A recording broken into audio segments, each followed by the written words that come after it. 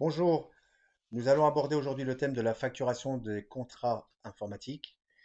Alors, cette présentation s'effectuera en deux tutos. Nous allons d'abord, dans un premier temps, voir les paramétrages ainsi que la création de votre contrat informatique avec les différentes phases d'abonnement. Et dans un prochain tuto, nous aborderons le thème de la facturation périodique proprement. Alors, avant de lancer bien évidemment la création de vos contrats, il faut d'abord les paramétrer. Alors, le paramétrage se fait à deux niveaux. On va d'abord aller consulter un contrat très rapidement pour pouvoir se rendre compte des zones que nous allons personnaliser. Alors, toujours dans la liste des contrats, hein, ça ne change pas, sauf que là, on va aller chercher un contrat informatique. Dans l'onglet abonnement, nous allons pouvoir constater que nous avons des rubriques de facturation. Vous voyez, toutes les rubriques chiffrées sont automatiquement des rubriques de facturation. Ces rubriques, ce seront les rubriques que nous allons tout à l'heure personnaliser dans le plan comptable. Effectivement, puisque ce sont les rubriques de facturation, elles seront obligatoirement liées au plan comptable avec les numéros de compte associés. Concernant les rubriques que j'appellerai les rubriques de classe, hein, ou de secteur, vous avez ici mode test, maintenance, hébergement cloud, ainsi de suite. Eh bien, ces rubriques, nous allons elles-mêmes également pouvoir les personnaliser, ce qui vous permettra de définir un positionnement par rapport à l'abonnement que vous allez activer. Nous verrons bien sûr ultérieurement comment activer et désactiver un abonnement pour pouvoir le facturer. Ou pas d'ailleurs, facturer ou pas. Alors, c'est très simple, hein, vous voyez, là j'ai un mode test avec des rubriques. On va d'abord voir comment personnaliser cette première partie. Alors, le paramétrage, c'est toujours dans le plan comptable et nous irons chercher rubrique informatique. Et là, je vais retrouver mes 6 rubriques de classe, hein. J'ai 6 classes d'abonnement. Je vais tout simplement pouvoir paramétrer ou modifier. Donc là, je vais marquer quelque chose que je connais pas trop mal. On va marquer logiciel, hein. Voilà, hop. On va tout de suite constater de quelle manière ça se positionne. Regardez, toujours dans mon contrat. Ça rame un peu là aujourd'hui. Dans mes abonnements, j'ai une rubrique ici, logiciel. Voilà. Donc maintenant, pour personnaliser les rubriques de facturation, eh bien, nous irons dans le plan comptable. Voilà, pardon, plan comptable. Et nous allons pouvoir constater que le système va vous proposer par défaut toutes les rubriques de facturation. Vous voyez, elles sont ici. Ce sont ces rubriques qui sont dédiées à la facturation périodique de vos contrats informatiques. Alors pourquoi je dis que le système vous propose des rubriques par défaut? Eh bien tout simplement, c'est comme pour le copieur. Comme j'ai un module de facturation automatique, il faut bien que le système soit préprogrammé pour comprendre quelle est la rubrique qui doit être à un moment donné facturée. Donc je vous rassure, vous allez pouvoir personnaliser ces rubriques. La seule chose qu'on va vous demander, c'est de ne pas modifier ou si vous supprimez une rubrique, de la réactiver en actionnant tout simplement le bouton ici informatique pour pouvoir récupérer l'intégralité des rubriques. Donc pour pouvoir les personnaliser, eh bien, on a commencé par la première rubrique, on va commencer par la première classe de famille. Vous voyez, ici dans ma zone rubrique, je vais pouvoir rentrer soft, hein, par exemple. Et puis ici, je vais marquer maintenance logiciel, voilà, ERP, hein, par exemple. Votre numéro de compte comptable, hein, vous est complètement propre. Je l'enregistre, je ferme, hein, vous voyez, donc ma ligne a bien été enregistrée. On va en faire un autre, hein, simplement pour voir. Voilà, on va aller sur une rubrique un petit peu plus loin. Voilà, on va aller dans la classe 4 ici. On va marquer FOM pour formation. Et alors, on va marquer session de formation. Voilà, hop. On ferme. Je vais aller visualiser mon contrat. Donc, toujours dans ma zone d'abonnement, hein, ça ne change pas. Et donc, nous allons pouvoir constater que ici, j'ai bien maintenant un abonnement, maintenance, pardon, logiciel ERP. C'est la rubrique que j'ai créée. Et je dois retrouver où je l'ai mise, où je l'ai mise, où je l'ai mise. Qu'est-ce que j'ai rentré? J'ai oublié ce que j'ai fait. Voilà, j'ai trouvé, excusez-moi. Donc ici, session de formation. Vous voyez, j'ai personnalisé ma rubrique. Alors bien évidemment, lorsque nous allons tout à l'heure voir comment activer ou désactiver une rubrique, eh bien, ce libellé-là, en l'occurrence session de formation, apparaîtra dans le détail de votre facture. D'accord? comme toujours, hein, dans le plan comptable, tout ce que vous créez dans le plan comptable est récupéré dans le détail de votre facturation. Voilà. En ce qui concerne les paramétrages pour vos contrats informatiques, il n'y a rien d'autre à faire. Un petit résumé rapide. Pour personnaliser vos rubriques de classe, rubrique informatique. Pour personnaliser le détail de vos rubriques de facturation, le plan comptable. Donc encore une fois, très rapidement, vos rubriques plan informatique, vous les retrouverez ici toujours avec OPT 1, 2, 3, 4, 5, ce sont pour personnaliser les classes. Vous pouvez personnaliser à volonté la rubrique de facturation, en fin de compte c'est la référence, hein, de facturation, ainsi que votre libellé, bien évidemment, votre numéro de compte pour ceux qui se serviront du module de génération en comptabilité. Voilà. Alors, cette étape terminée, eh bien, nous allons pouvoir maintenant aborder le thème du contrat et voir de quelle manière nous allons positionner nos abonnements. Alors, je retourne dans un contrat informatique. Voilà.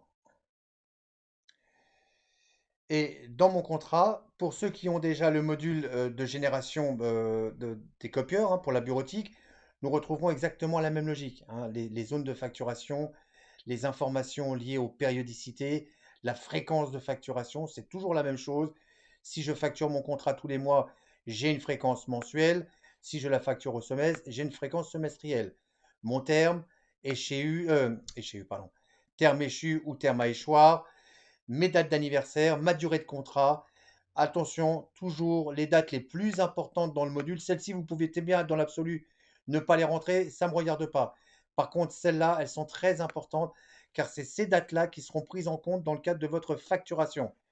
Prochaine facturation. Actuellement, dans ce contrat, j'indique au système que le prochain contrat à facturer, ce contrat, pardon, sera facturé pour le mois d'octobre. Donc, dès l'instant où le contrat est actif, le contrat sortira dans la liste des contrats à facturer pour le mois d'octobre. Le renouvellement annuel, l'importance de cette date, c'est surtout pour la notion d'augmentation ou pour tous les services qui seraient facturés annuellement. Donc, j'ai ici une date au mois d'août 2020. Eh bien, si j'ai des services, en l'occurrence des abonnements sur une période annuelle, vous voyez ici, à chaque fois, j'ai annuel, eh bien, les rubriques ne seront facturées que pour le mois d'août 2020 et pas à un autre moment. Voilà, le reste, ce sont des informations qui sont vraiment très très simples à comprendre dans cette partie. Il n'y a rien d'extraordinaire. Ce sont des informations qui vous sont propres. Pour ceux qui veulent effectuer un suivi de vos visites d'entretien, eh bien, vous pouvez enregistrer ici la date de prochaine visite, de visite à effectuer. Le système calculera la prochaine visite à effectuer un an plus tard. Vos identifiants de connexion, ça c'est pour vos clients. Et puis, vous allez retrouver ici des informations liées à la gestion de vos contrats, le payeur, les informations bancaires, tout ce que vous connaissez déjà. On récupère un peu le même principe que la fiche client. Là où ça va être un petit peu différent, c'est dans la zone matériel, logiciel. Nous allons pouvoir enregistrer dans nos contrats la liste du matériel ou des logiciels éventuellement associés à ce contrat et donc installés ou disponibles chez le client. Bah, écoutez, c'est très simple, hein. Ajouter un produit, je suis dans le matériel, ma fenêtre de saisie, voilà. Tout ce qu'il y a de plus simple et vraiment convivial. Vous sélectionnez, vous mettez vos informations, vos numéros, si vous avez un numéro de saisie de série pour le suivi, le modèle, la marque, éventuellement l'emplacement du matériel, l'adresse IP si c'est un matériel en réseau, est-ce que le matériel est en panne. Vous voyez, ces informations, tout ce qu'il y a de plus basique, mais qui vous serviront pour votre suivi et de maintenance. Voilà, la date de mise en service, la date d'inventaire éventuellement et la date d'expiration si ça doit être, vous devez avoir une alerte. Voilà,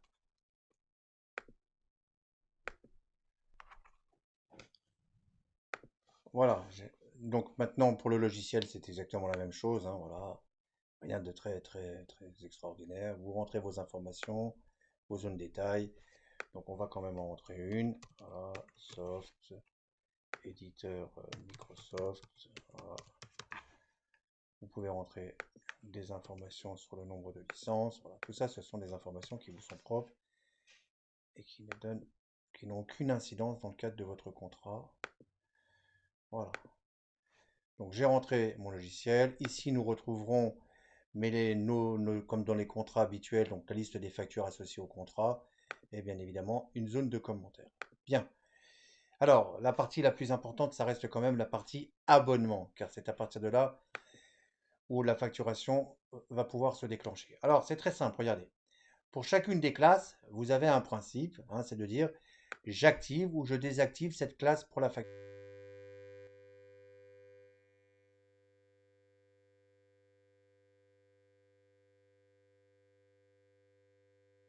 En l'occurrence, je veux facturer pour ce contrat une application mobile. Enfin, un abonnement application mobile. Je vais lui indiquer la périodicité de facturation. Si je mets annuel, rappelez-vous, on l'a vu tout à l'heure, eh bien, il lancera le contrat à facturation renouvellement annuel. En l'occurrence, cet abonnement et uniquement cet abonnement, hein, je précise, uniquement celui-ci, car je peux très bien, ce qui est le cas là, avoir une facturation périodique pour le logiciel et annuelle pour l'application mobile. Donc cet abonnement annuel sera facturé à période de renouvellement annuel. La facturation périodique, hein, je reviens dessus, c'est pas grave, eh bien, sera facturée en fonction de la fréquence définie dans le contrat.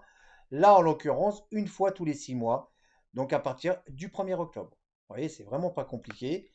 Et donc, à partir de cette logique, vous pouvez activer, désactiver les options ou les classes, hein, de facturation que vous souhaitez donner. Ensuite, eh bien, c'est pas compliqué.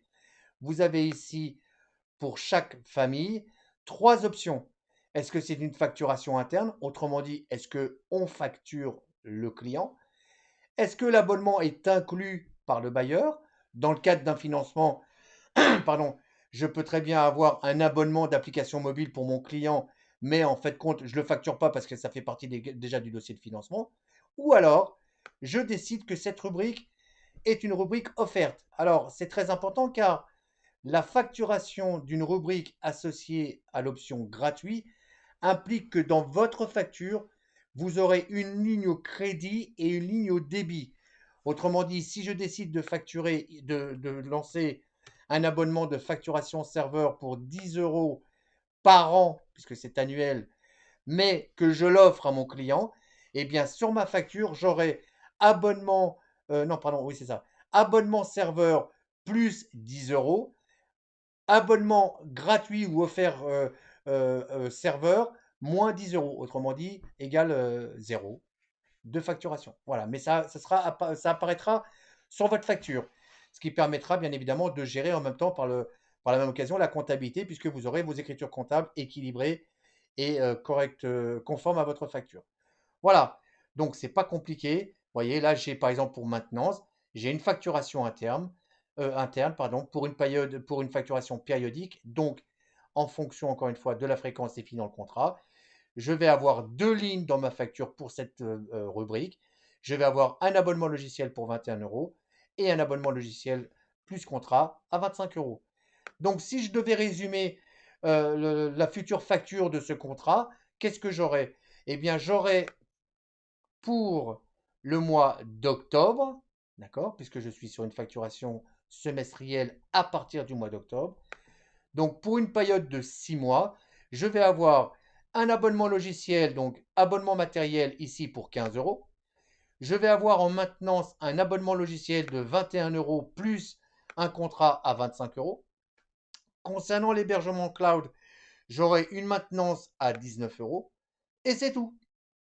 Car l'application mobile, elle n'est facturable qu'à l'année, donc une fois par an, et en plus, elle sera offerte. Donc, encore une fois, dans la facture, on aura un crédit et un débit sur la ligne, donc zéro in fine.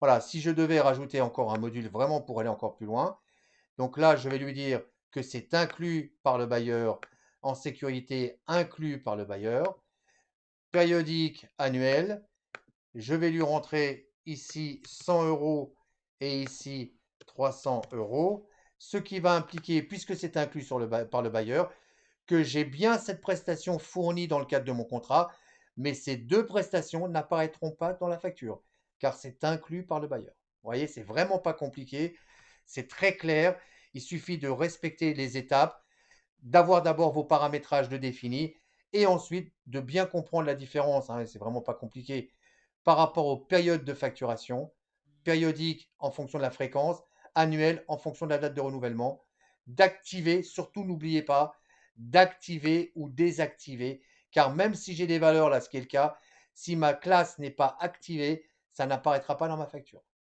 Voilà, ça c'est pour le contrat. Alors, les abonnements, je pense que c'est clair.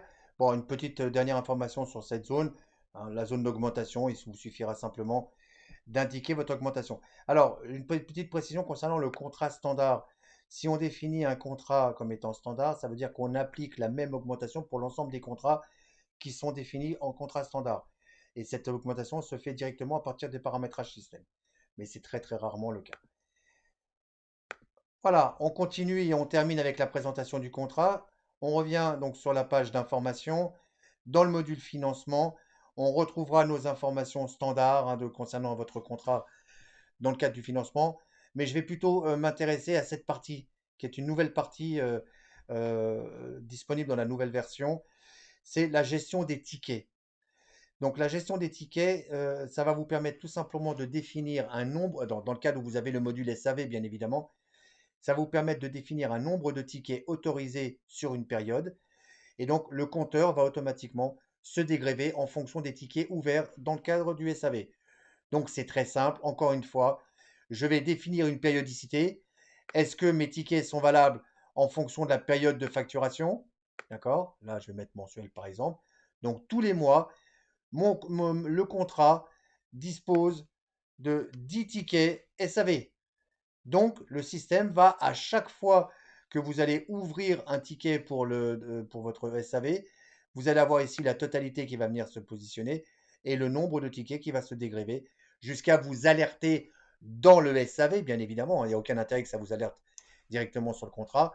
Si vous arrivez ici à 10 et donc vous avez épuisé le solde de vos tickets par rapport à la période, eh bien le système, à l'ouverture d'un prochain ticket, ou du 11e ticket en l'occurrence, vous alertera et vous refusera l'ouverture du ticket en vous disant attention, les tickets sont arrivés à échéance, il faut les renouveler. Voilà, c'est une alerte. Le prélèvement unique, j'en parle pas. Alors, je vais un petit peu vite sur tout ça, car c'est un tuto de présentation après avoir déjà eu la formation, hein. Donc, je pense qu'en formation, vous allez aborder les thèmes de manière un peu plus détaillée si besoin. Voilà, pour conclure cette présentation, je terminerai simplement avec la fonctionnalité d'installation et de connexion à partir de votre contrat. Petite précision, vous retrouvez exactement la même fonctionnalité dans les contrats copieurs. Donc c'est ce qui vous permettrait dans l'absolu d'enregistrer et de retrouver bien sûr l'intégralité des informations d'installation et de connexion chez votre client. Voilà. Donc j'ai pas besoin de rentrer dans le détail, c'est très clair. Le thème aura été abordé déjà en formation. Voilà, vous pouvez enregistrer vos différentes informations, les valider, voire même en imprimer un résumé, enfin un document détaillé reprenant l'exactitude de ces informations. Voilà.